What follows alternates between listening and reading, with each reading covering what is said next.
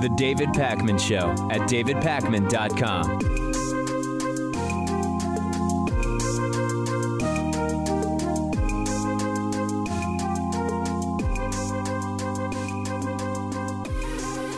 The entire Elizabeth Warren Native American situation has completely exploded or imploded, I guess, depending on your perspective for her in terms of the PR situation.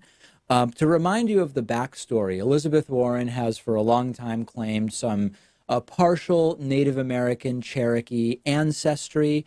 This was called into question by different right-wingers. It was also an issue whether she had at any point received a sort of affirmative action advantage as a result of claiming that Native American heritage or ancestry. A few months ago, she took and released a DNA test, which in and of itself may have also been a mistake. The idea was get it sort of out of the way before she announces her run for president. The DNA test showed a likely Native American ancestor somewhere between 6 and 10 generations ago. The entire story has led to some Cherokee leaders being angry, saying that she's using the DNA test to try to justify a connection to the tribe that, even if you can defend genetically as valid, is not valid in terms of her actual cultural connection to the tribe. Not all Cherokee elders that have spoken about this take that perspective, but some do.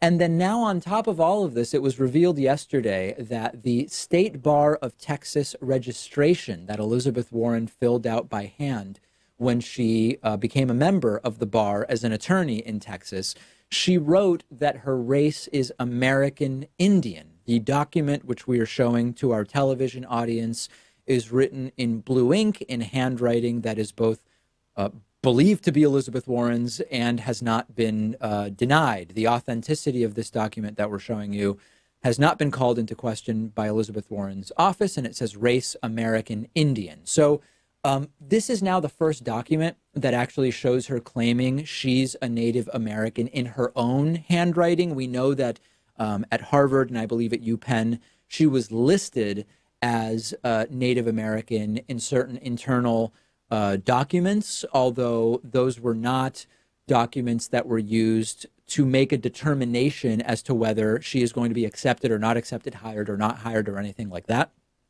So Elizabeth Warren now is in the position of saying she apologizes for labeling herself Native American at UPenn and at Harvard.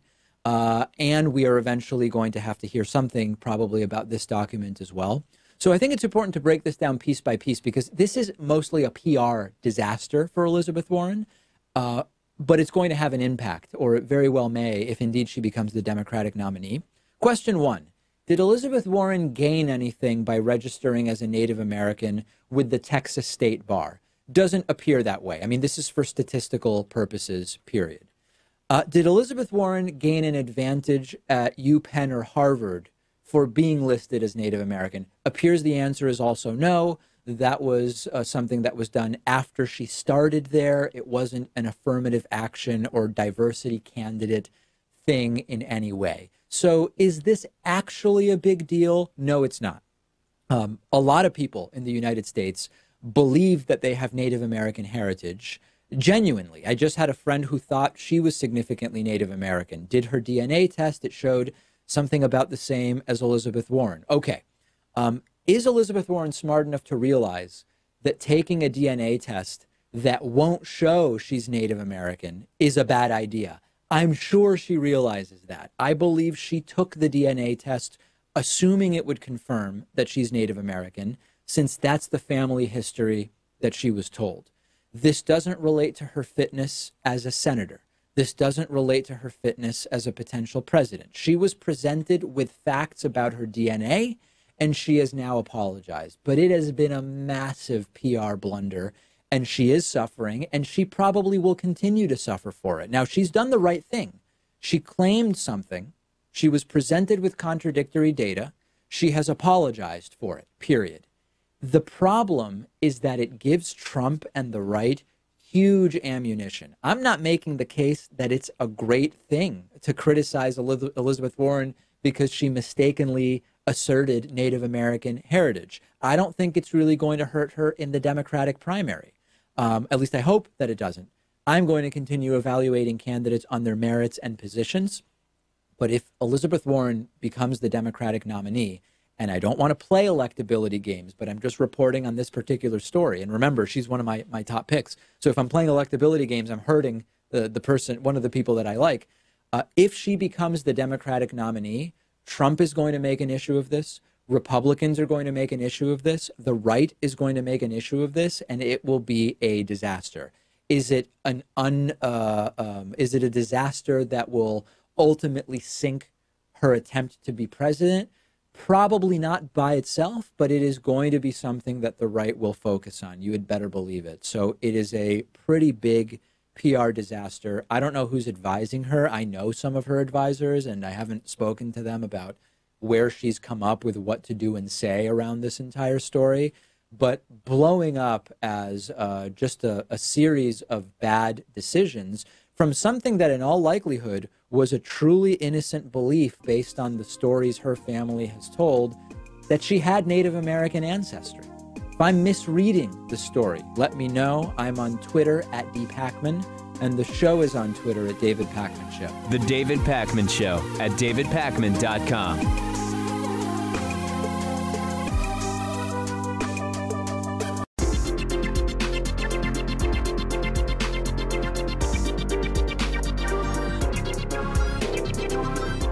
The David Pakman Show at davidpakman.com. Today's new member of the day is Chris Linster. Chris, thank you for being a David Pakman Show member, our primary source of funding. Really appreciate it. Also want to say a quick thank you to Nick Stein. Nick Stein is today's longtime sustaining member of the day who has been with us now for almost 5 years. Nick, Chris, thanks to both of you. You can join them at www.joinpakman.com. Coupon code available. This is 2020 will save you 40%. Let's go to the phones at 617-830-4750. See what's on people's minds, starting with our caller from the 929 area code. Caller from 929. Who's this? Hi, this is Adnan from New York City. Hey, Adnan, what's going on? Just a quick question. But a huge fan of the show, by the way.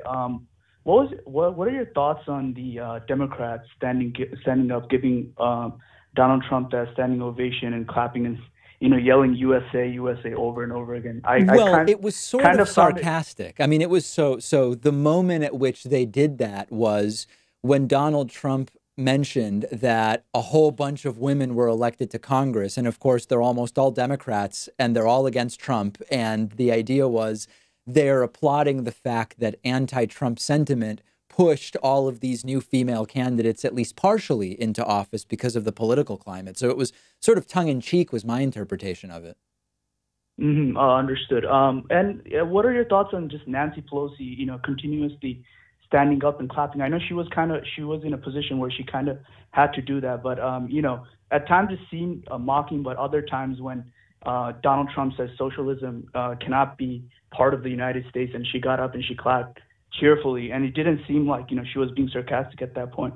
What are your thoughts on that? Yeah, I mean, I hate the entire charade that is when you do and don't clap at the State of the Union, and it ends up with exactly the situation you're describing, where okay, Nancy Pelosi's not a socialist. Trump says socialism has no place here, and we've defeated socialism, et cetera, et cetera. If you don't, so socialism's not actually a threat. Like there's no chance that the U.S. is about to become socialist. There's no great clamoring for actual socialism. So it's a totally empty threat and sort of a red meat comment to Trump's base. But if she doesn't clap, then all of a sudden it sounds like she supports socialism. It's so stupid. The entire paradigm around when you do and don't clap. And the big thing is you're supposed to respond where if the president says something that you agree with, you clap, even if you disagree with 95% of what he says. And that's what we get, this game that's played. In my opinion, Bernie's and AOC's stoicism, where they were just sitting down adamantly and giving this stare of just like disappointment, really showed their position and how they realized at that moment, oh, like everyone else, they're just a bunch of goons or idiots, and they don't realize that socialism, it's already happening, and they're just clapping and just making fun of it. I Well, thought, in what like, way is socialism happening, though? In my views, when it comes to like how well the democratic socialist movement, when it comes to the DSA, the grassroots movement here, especially in New York City, we have a lot of involvement. A lot of people are just joining groups like DSA, other grassroots organization that values socialist type movement. And and that's something while I was discussing with my just colleagues and friends, we've seen it. We're saying, hey, like, we see that this is continuously growing slowly, and the fact that Donald Trump is threatened by this idea shows that, like, we're moving somewhere, at least. Yeah, I just don't think I agree. I mean, I don't know of any serious socialist policy or idea that is actually getting traction. Medicare for all is something that all capitalist Western countries have.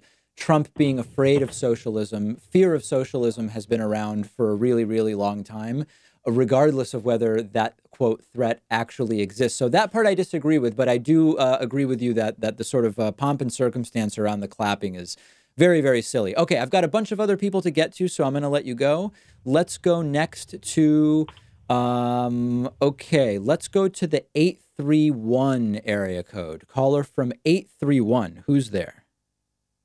Hi, David. This is Barry. I couldn't hear your name, and we can barely hear you. So let's see what we can do about either your connection or your phone or something. I'm not on speaker, so hopefully you can hear me. Okay, that's a little better. What was your name? Jared? Jared. Okay, go ahead. Yeah. I'm just curious on what your specific policies for curbing gun violence would be. Okay, so we've done a bunch of long-form pieces into this. There's a bunch of different approaches that we need to take. We need to have 100% universal background checks, just period. If a gun is transacted in any way, that needs to go through the exact same process no matter where it's happening. We should be reducing the ease with which high-capacity magazines can be sold. There are a lot of shootings that would still happen with more difficult access to high-capacity magazines, but would be far less damaging. We need to re-examine which guns should and shouldn't be readily available to the public. We need gun insurance. We should have much stricter psychological evaluation before someone's going to own a firearm. I mean, there's a lot of different things that can be and should be done. So I guess, so would you be for banning semi-automatic assault rifles? So the semi-automatic issue, I feel like, is a little bit of a red herring in the sense that people sometimes hear semi-automatic and they imagine something that is an automatic weapon.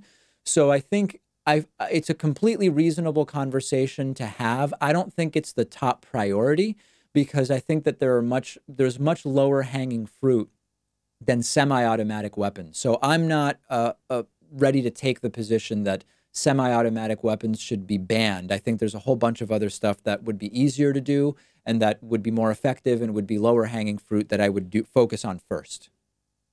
Yeah, I agree with that. If I could get in one more, do you think that the Democrats should run on universal health care as a bargaining chip to fall back to a public option? Or do you believe that Medicare for all is the correct solution? Right. Well, so, okay, your question is a pragmatic one because whether they run on it because that's what they want or they run on it because they want to negotiate to something else, they have to run on it in a serious manner now. You can't say, we're going to run on this, but we really don't mean it. We want to use it as a way to negotiate a public option. Like, that's how you lose, right? So right now, they just need to run on what they think is right. I believe that what is right is some kind of single payer, Medicare for all, or other universal coverage options that I've seen employed successfully in different countries. even if it's a bargaining chip, you don't say that now. You just run on what you think the policy should be. And later, if someone wants to offer you something in a negotiation, then you evaluate it when you get to that point. Yeah, I mean, I'm just curious to, like, me specifically, I know that it's a popular talking point, but I haven't actually seen a plan for being able to pay for it. Oh, there's plenty of plans. No, you just haven't looked. There's countless plans. Check out Gerald Friedman from the University of Massachusetts. There's a whole bunch of plans, so just look them up. I'm going to let you go because I've got a bunch of people holding here that I want to get to. Let's get to our caller from the 313 area code. Caller from 313, what's going on? Who's this? Hey, is that me? That is you. Hey, David. This is Dante calling from Southfield, Michigan. How are you? Good. What's going on?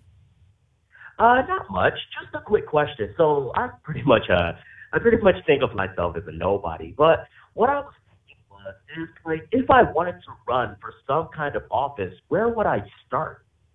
Depends what's available where you live. I mean, it might be, depending on where you live, city council might be accessible just by getting 500 people to vote for you. You can knock on that number of doors and make that happen. It might be running for a committee within a city. It could be, depending on where you live, could be state rep. I mean, that's really very location dependent. Gotcha. Okay. I guess I would have to look more into that because I've been trying to look it up, but information seems kind of scarce. Should be pretty easy to figure out, though, who your elected officials are and all of the different positions that exist where you live in Michigan. That should be findable information. Okay. Yeah, I'll have to definitely look more into that because I want to try to start getting more. I've been following politics, just that I've never tried to run for office because it's like, I'm not really known or anything. So, but I appreciate that. What would be your big issue? Like if you ran for elected office, what would be your primary issue that you would focus on? So one of my primary issues, if I ran for a local office, it would definitely be to increase the amount of recreational facilities for children and even adults. Okay, that's interesting. Here's one bit of advice. In local elections, traffic-related stuff can really, really work because that affects so many people every day. If you can make the case that you're going to improve the traffic situation for people, that can be a way for a so-called nobody politically to start making some headway. Just think about it. Think about it. Huh. That is a good idea. Okay. I'll definitely look into that. So it was just a short question, but I've been watching your show. I started watching your show like last year, and I appreciate it. Thanks a lot. Okay, good. Thanks for calling in. Appreciate hearing from you. Let's go to our next caller from the 267 area code. Caller from 267. Who's there? Hey there, Dave. My name is Jake. I'm from Philadelphia. I'm a huge fan of the show. Great. I have a question about the Labor Party and Jeremy Corbyn in specific. There was like some sort of faux outrage controversy. I'm not sure if you saw it on Twitter. Sorry, Jake, you're breaking up and cutting in and out, and maybe you're out of breath too. I don't know if that's a part of it, but there was what controversy? A rape controversy? Hello? Yeah, Jake? Yeah. There was like a AOC and Jeremy Corbyn exchanged some tweets about a phone conversation they had about about social democratic policies and whatnot. And there were many in the right wing, like Twitter ecosystem, just like claiming that claiming what? You're breaking up, Jake. You know what? I'm going to let you go. It's a mess. I didn't see the Twitter exchange anyway. I don't know anything about it. So I think even if I heard your question, I wouldn't really be able to say too much. Let's go to our caller from the 905 area code. Caller from 905. Who's there? Hey, David. Can you hear me? Yeah. Who's this? Great. This is Simon, actually, from Toronto, Canada, all the way up north in the land of free healthcare. Cool. I'm calling in because I have a kind of a political philosophical question for you Sure. that applies to Canada as much as anywhere else, as much as to the U.S. and all that. So a common theme through left-wing politics that you've talked about, and I pretty much agree with, is about putting regulations on business to kind of make it kind of level the playing field. And one rebuttal to this point from the right is often that we need to make sure that we're open for business. So we want to make sure that we don't have regulations because then this scares businesses away and it discourages them from opening up shop here and starting businesses here. What's kind of your rebuttal to that point from the right in terms of how can we balance regulation and also encouraging businesses to actually come and create jobs and opportunities here? Yeah, well, just you said it. The word is balance. I mean, there's no. This is not a black and white thing. If you have no business regulations, we see what happens. You have horrible working conditions. You have people being killed by not only by virtue of their employment at a particular business. You have products that are unregulated, services. It's horrible. It's a public health crisis. It ends up having so many negative externalities that are borne by the people rather than the businesses. So you can't have no regulations. If you over-regulate, then you are going to create a disincentive for people to even get into business if it's either too expensive or the process is too daunting or obtrusive or whatever the case may be. So it's sort of like with taxes, right? I mean, if you have a 100% tax rate, doesn't make sense. If the government collects no taxes, you can't have a reasonably functioning society. So you've got to dial in what is the right amount of taxation. And similarly, you have to dial in the right amount of regulation. I mean, if the right is arguing for no regulation, that's kind of a fantasy libertarian argument. If they're in the realm of reality, then it's just a matter of where do we place the amount of regulation? Yeah, no, that definitely makes a lot of sense to me. Can you actually think of any example of an overregulation that you've seen or that has been ever brought up that you think would be going too far and that would be actually damaging? I mean, anecdotally, I can tell you that there are, in Argentina, there are sort of antiquated bureaucracies that are not useful. They don't increase end user safety in any way. They don't achieve any particular purpose. And this is sort of like a bigger problem in Argentina. There's a joke about what do you have to do if you want to plant a tree sort of thing. But, offhand, I mean, I don't have any particular example of a regulation that I think we should get rid of. No. Okay, well, last quick point on this. So I definitely agree with what you're saying, and I think many people on the left do. How would you convince a business who may probably be more on the side against that think, no, we want less regulation? How would you kind of pitch that to them so that you can still encourage them to come over here and to start and open businesses here, but also I don't know that I would. I mean, regulation? It depends on what industry they're in and whether there's a market. Right. I mean, what's going to determine who am I to tell a business owner to come and open a business? Maybe it's for something there's no market for, right? I mean, it's sort of like, first of all, before I even try to convince them about anything regarding regulations, do they have a business that would do well in my city or do they not? I mean, I think there's just so much needs to happen before anyone starts trying to convince business owners to start businesses despite regulation. It's sort of like, do you even have a saleable product or service to begin with? Right. No, I can definitely see that. Thanks so much for your nuanced thoughts on the topic, David. That's it for me. Okay, great. Great to hear from you. I really appreciate it. Let's go to our caller from the 860 area code. Caller from 860. Who's there? Hi, David. It's Joe from Connecticut. Hey, Joe. Hey, I got a question for you. So I know that you're more on the social democrat side.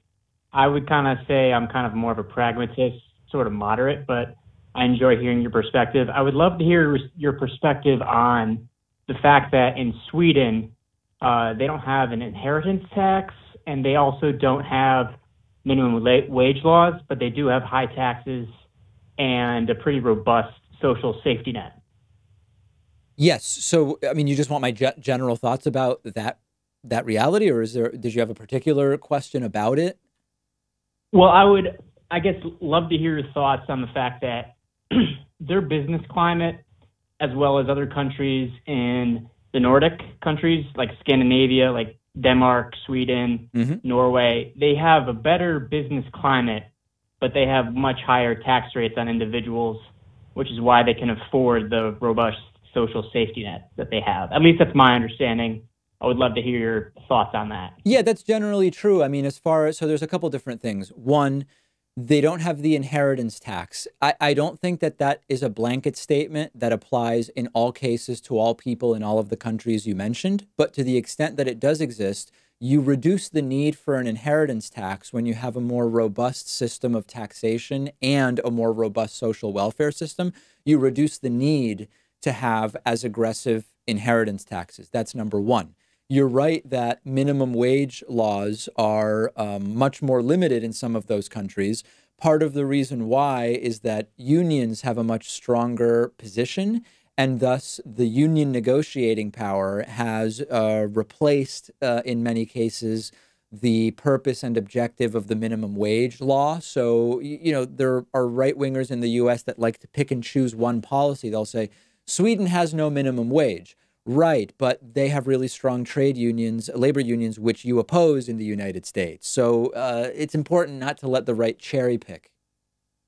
Of course. And I guess to kind of piggyback off of that, something else in Sweden that I would also include other countries in Europe, with maybe the exception of the United Kingdom, is that while they do have universal health care, which I think if the Republicans were smart, they would adopt the position of wanting to endorse universal health care, but it's not run by the state per se. A lot of the health care is run through private companies, and at the same time, too, there's the innovation from being done through private companies. But the government should be able to make sure that we can debate that part. I mean, a lot of the innovation is happening at publicly funded public universities. So that to say that it's all being done by private companies, I would take issue with. But here's, I think, the main point. I wouldn't say all. But hold on. Right, here's, I think, the most important thing about this. Okay. The most important thing, I think, is that there are a number of different ways in which Western developed nations have figured out how to get health care to everybody. You have systems where the government is actually the employer. They run the hospitals and they hire the doctors.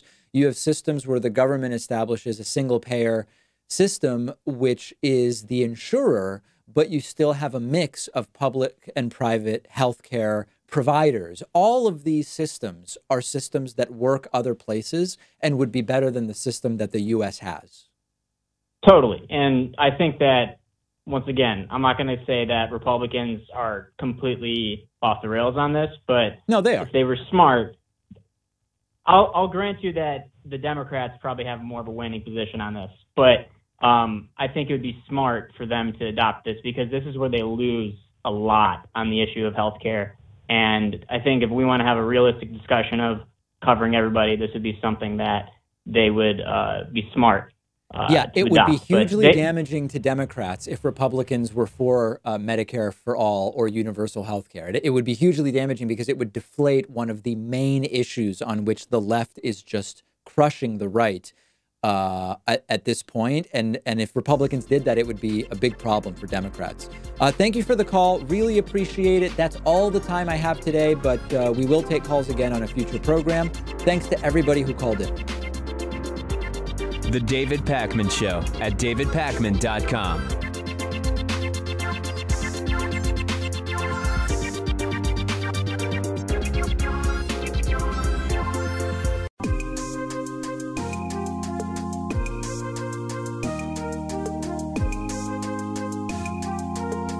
Welcome back to the David Pakman Show. Okay, this week's classic interview relates to a bunch of stories that we've been talking about. There's been a resurgence of the anti-vaxxer community to the degree that the World Health Organization is now listing anti-vaccine sentiment as one of the top 10 global health threats for 2019. This is taking place in the United States acutely in Washington State and Oregon.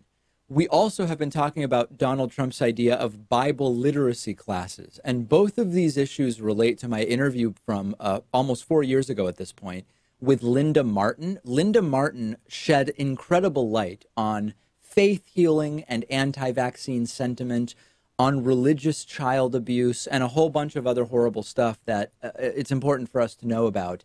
And it's particularly disturbing because Linda Martin was part of one of these communities in the northwest of the United States where we are now seeing a measles outbreak because of anti-vaccine sentiment. So let's get to that classic interview with Linda Martin from 2015.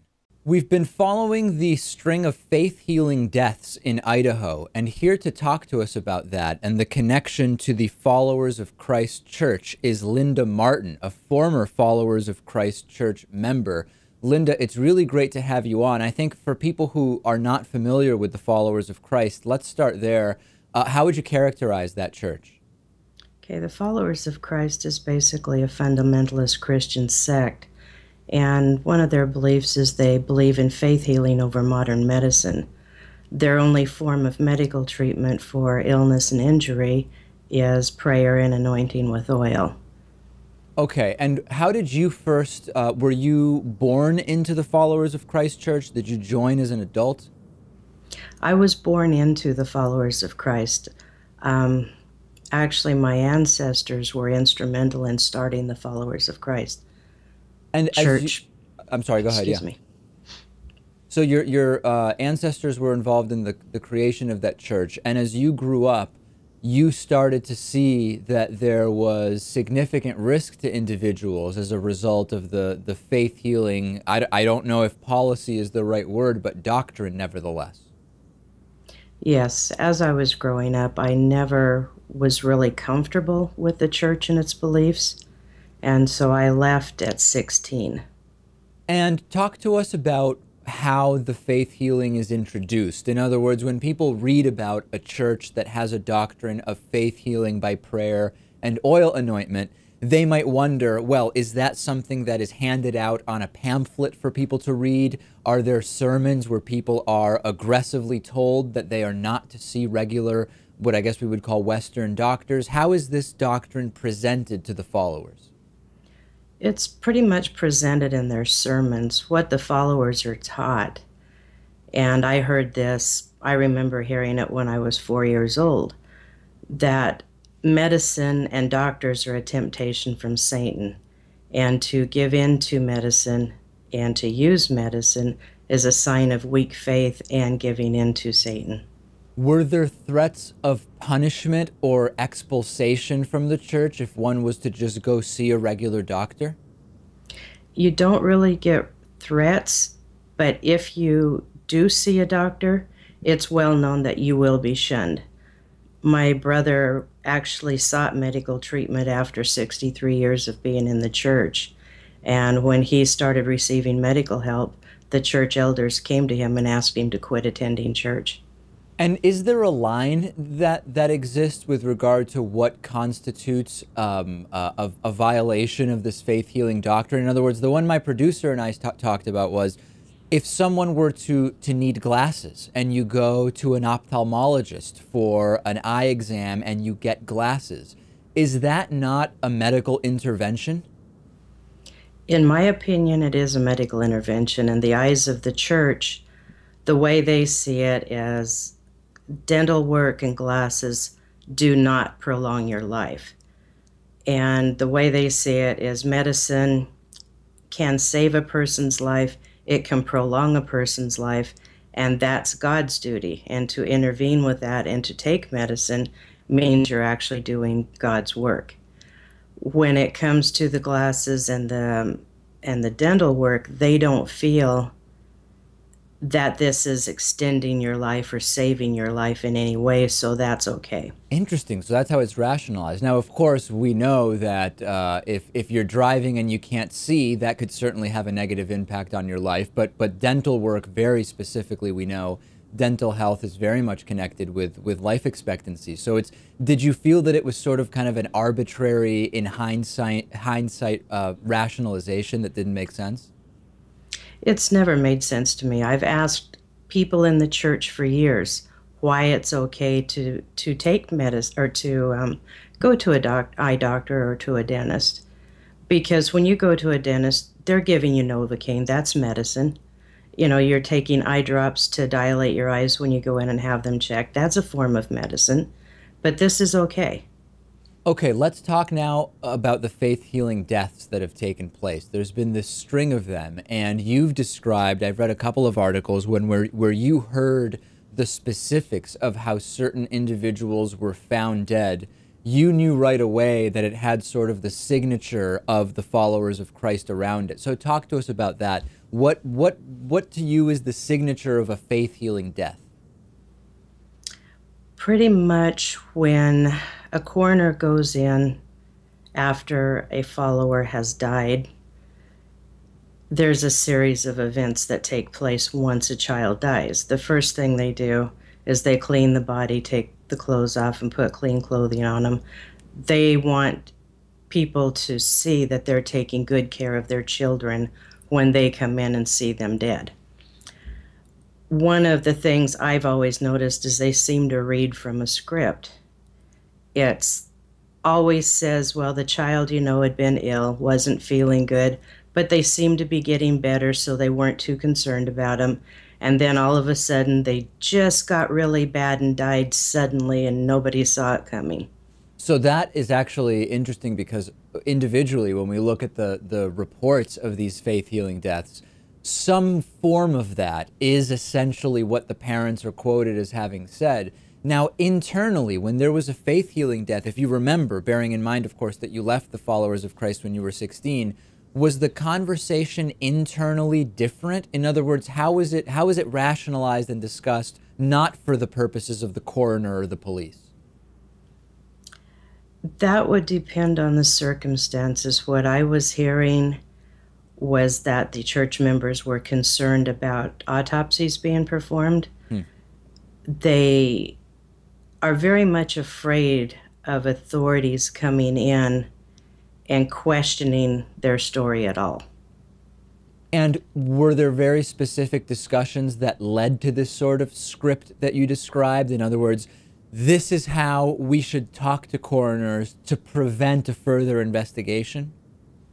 I don't know if there's much conversation going on between people, but that's just always what you hear. 99% of the children that die, if you look at the descriptions in the coroner's reports, well, we thought they had the flu. Almost all of them seem to die from the flu. Was there ever a discussion about why God wanted so many of the children of the followers of Christ to die? I never really heard any discussion about why. It was just always when the children died, it was God's will. Okay, and let's now talk about legislation in Idaho. We have seen some successful prosecutions of parents who chose to faith heal. What exactly is going on now with regard to legislation around this? Okay, in Idaho, they have 4 laws on their books, 2 in the criminal code and 2 in the civil code. And basically what they say is that a parent is not neglecting their duty to the child if that child dies and their only treatment is prayer. So pretty much Idaho law is sanctioning this form of child abuse. It's quite a blank slate, isn't it? If there was prayer and the parents believed that that was a form of medical treatment, then they are essentially exempt from prosecution. Yes, Idaho has a legal defense to manslaughter, or a religious defense to manslaughter. So what is being done? What are you trying to do? We had a bill introduced last year. Representative John Gannon introduced a bill that would have amended Idaho Code 18-15014, which is in the criminal code. And the way it would have amended that would have been the parent was not negligent if they sought spiritual means alone, unless that led to a child being permanently disabled or death. That would be a very significant change. And where does that stand now? What are the chances of this becoming a real thing? The way it stands now is there's been little movement to get that reintroduced into the legislative session this year. I'm actually going to be going to Idaho next week to talk to the legislators and see if we can get another bill going forward this year. What would it make sense for our audience to do about this? Who can they call or email in the Idaho legislature to try to put pressure on them to pass this? The Speaker of the House, Scott Bedke, would be a good place to start, and then members of the Judiciary and Rules Committees. Basically, just any of the Idaho legislators. They need to know how serious this is, and they need to understand that as long as these laws are in the books, that children are going to continue to die. Yeah, and we're seeing that, certainly no question that that is happening. We've been speaking with Linda Martin, former Followers of Christ Church member. We've been talking about faith healing in Idaho. Linda, thank you so much for sharing your story. Thank you. The David Pakman Show at davidpakman.com.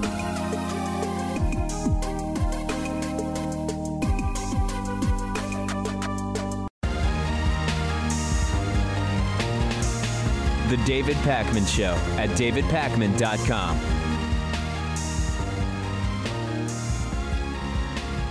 Let's get into audience questions for the week. 3 very timely and prescient questions, I think I would say. The first one is, hey, David, are you addicted to your smartphone? Why are smartphones so addicting, and how do you deal with it? We're actually scheduled to have a really good interview about technology addiction and healthy digital lifestyles, or maybe that's not the best way to say it, but I think you'll know it when you hear it next week. I don't think I'm addicted to my smartphone, but I am very conscious of times where my smartphone use has sort of gotten to a place where I'm not super comfortable with it. The reason that smartphones are so addicting is by design. There's basically 2 elements to why it's so rewarding, not in like an emotional sense, but like to the brain, to keep scrolling through social media. And it basically comes down to 2 factors, and Cal Newport has written about this, and so have many psychologists and others. I've just recently read Cal's material on this. One is that social media is sort of, and our smartphones are designed with a variable reward system. And when you go back to these old animal tests, I don't remember if it was rats or birds or whoever, but what scientists determined was when you set up a system that rewarded animals with food on a variable basis, where you might press a button and get no food, or get 1 pellet or 6 pellets, and it was unpredictable, the animals became way more fixated on pressing the button than if it was just when you press it, you get half a pellet and that's it. That's how social media and email and all of that stuff works. The entire notification paradigm. Do I have anything in there? It's like pulling a slot machine, and you might have likes and notifications, or you might have new emails, but the emails might be spam, or they might be really good. If you have an online business, they might be messages about a new order that came in, for example, or whatever the case may be. The variable reward situation paradigm is one reason why people keep scrolling. And then the other is that a lot of those variable rewards relate to social approval. So when it comes to likes, Facebook messages, notifications, comments on stuff you posted, at messages on Twitter, not only is there the variable reward system, but it's not just did I hit the slot machine and get some money.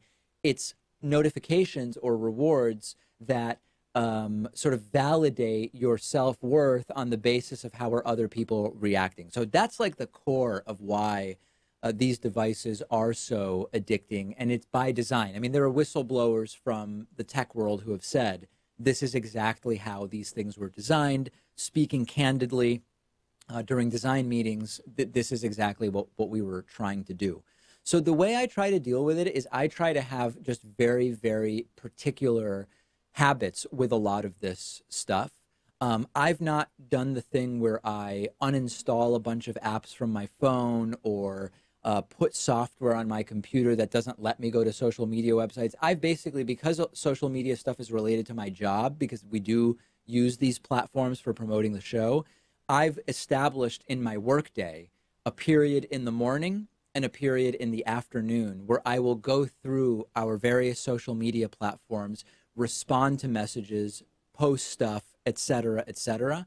And I try to just stick to that. I make it deliberate rather than just picking up the phone and starting to scroll with no particular objective. And that's really the problem. When you pick up the phone and start scrolling, you're not really looking for any particular piece of information. You're not really determining, I'm going to do 10 minutes of this, the way you might say I'm watching one episode on Netflix or whatever the case may be.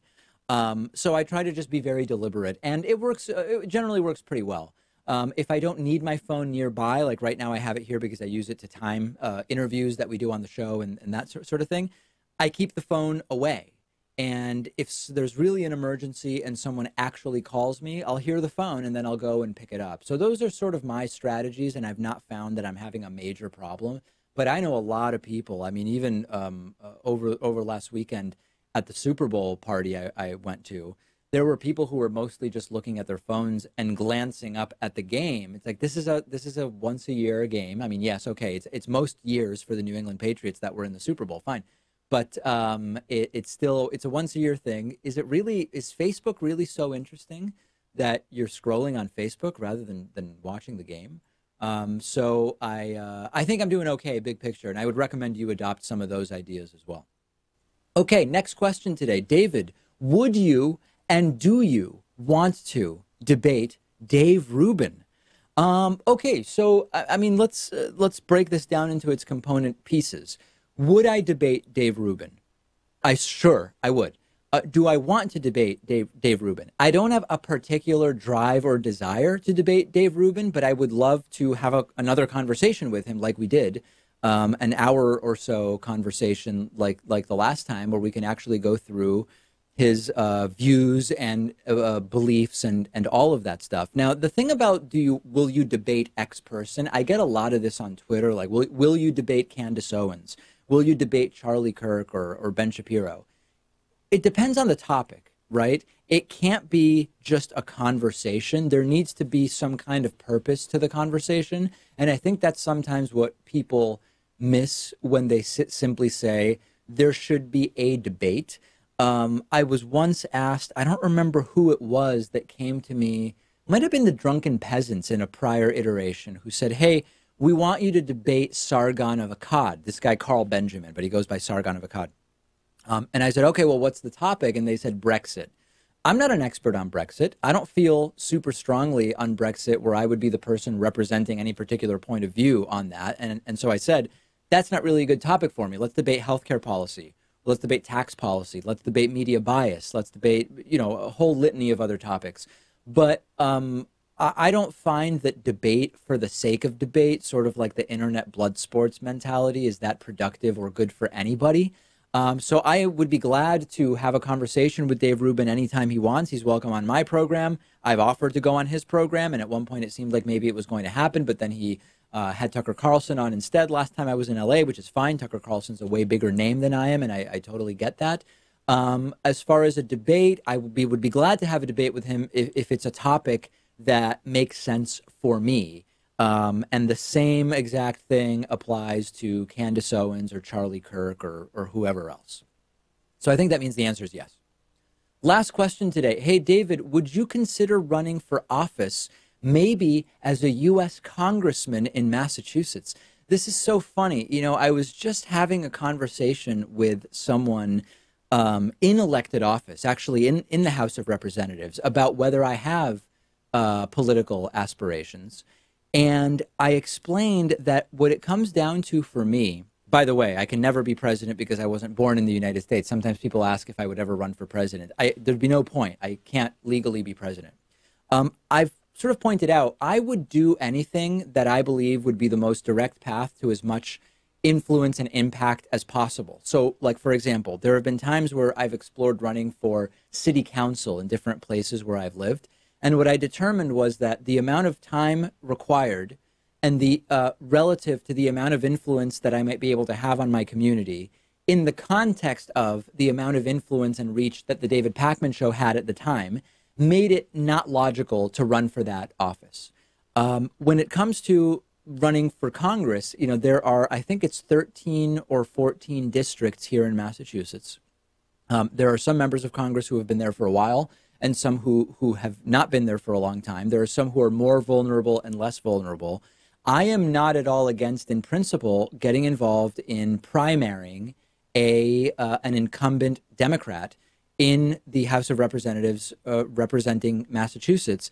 But it has to be the right time. And I don't want to do like a symbolic campaign. Like if I were to do it, it would be because I identify an opportunity. I determine that in that position, I could have more of an influence than via the David Pakman Show, which is now on more than 200 radio and TV stations, 10 million views a month on YouTube, et cetera, et cetera. And I would also actually do the due diligence of talking to political consultants about, is this realistic? Because as I said, the symbolic campaign to get my name out there, raise 20 grand in donations and never really have a shot or do anything, that's not interesting to me, and it wouldn't make sense to take time off of the show in order to do that. So to go back to the question, would I consider running for office? Yes, I would. Would I consider running for U.S. congressman from Massachusetts? Sure, I would consider any position that was one that would provide a platform from which to make positive change and improve society for as many people as possible. Do I have any particular plan, a particular seat I'm looking at, or have I had any conversation beyond just this casual conversation with an elected official last week? No, I have not. No, I have not. And maybe that's something that would happen. But the other thing is, the longer I do the show and the bigger the show gets, the bigger the opportunity cost to not doing the show, if that makes sense. So a lot to weigh, a lot of questions, but certainly something that I would consider.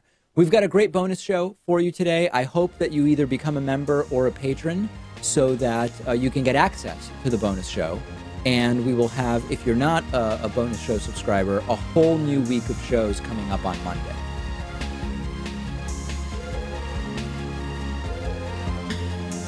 The David Pakman Show at davidpakman.com.